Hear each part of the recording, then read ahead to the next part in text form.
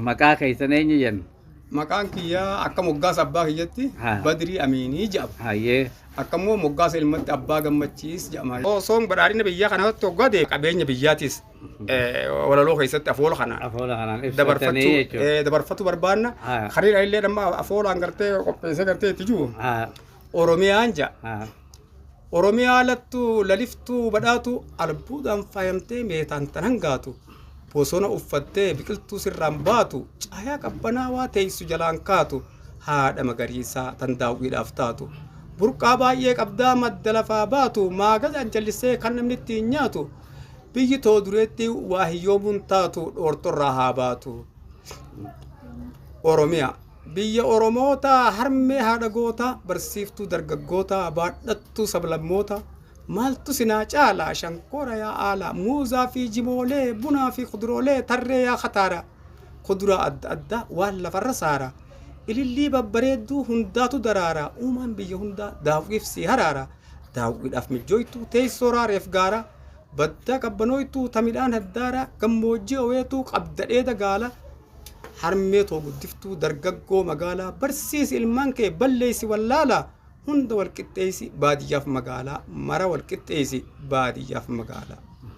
Oromiyaa harmee Oromiyaa asiin faarsaa dhageessa tan masnoo gobeensaa tan caayaa waddeessa muuzaa fi shankooraas ni qabda if keessa xuuxxoo burtukaanaa zaytunaa fi distaa raarota kee keessa buna killee dhugan caayaa jala teessa burqaan kee ameessa tajaajila kennee dhaba barbadeessa.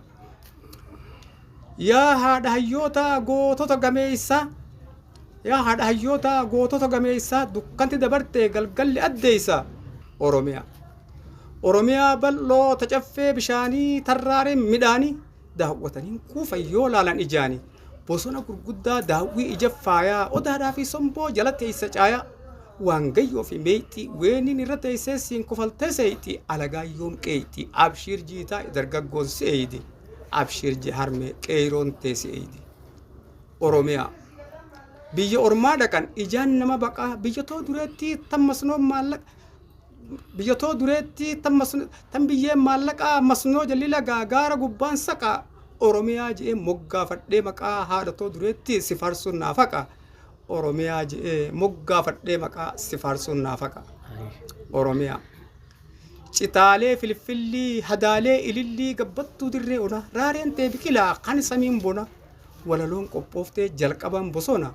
Gaarri golgolaawee yoo gayu galgalli faayidaa hedduu qabaa bosona daggalli namni aduun gubde caaya jala goraa uumaan adda addaa bineensitti hora qalamee fi weenni qeeransaa fi morreen kanneen daawwitti tola tayrii fi kuruphoo borofaa fi bichee karkarroo fi booyyee leencaa fi gafarsa guddaan isaanii arbaa xiqqaa akka dhaddeedhaa qoreet irraa sarbaa baay'ee tafe ammas kanneen galan garba.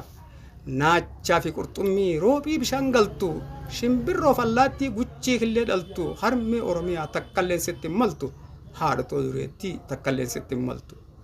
Oromiyaa faaruun tee baay'eedhaa waan qabdu madaalaa kan bobbaafnee dheeduu gurguddaa akka gaalaa biyyatoo dureetti tan uumaan jamaalaa faayamtuu bareedduu beeyladaalee loonii re'ee gaara dheedduu.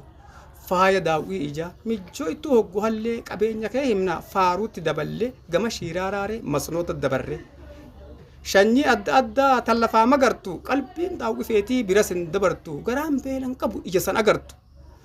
Boqqoolloon ashiittee abbaan ni faxaraa boqqoolloon ashiittee abbaan ni faxaraa bishingaanis dhalee kan duraa qaxaraa kan bishingaa jalaa loowziidhaaf ataraa. Kan bishingaa jalaa loowziidhaaf ataraa wal duraa oomishuudhaaf abbaan ni jarjaraa guyyaa hojii oolaa gattaa'uun galgala afaan lagaa laaltu shankoorri daggala. Muusni tarree galee afaan maagadarraa adariin goomarsitee midhaan agaadarra abbaan wacaafa sireetta midhaan raasarra muratee oomishee tumee boolleen naqee wayyaa yaadarraa shanyii bara dhufuu suqulee haadarra afaan lagaa xuuxxoo midhaan gadiin cabdi uumaan qurxummiidhaa bishaan keessa labdi qa'ee dhaqan dhiiroo waan daawwatan qabdi.